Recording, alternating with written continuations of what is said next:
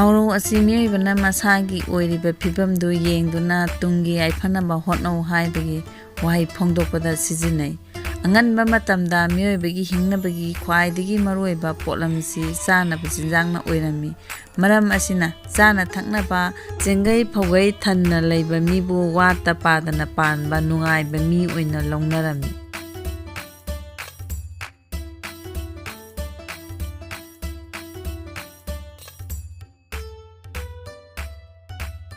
Kota liduna thamliba chinjaki phibam yengbabu chaning yengba haina kawi.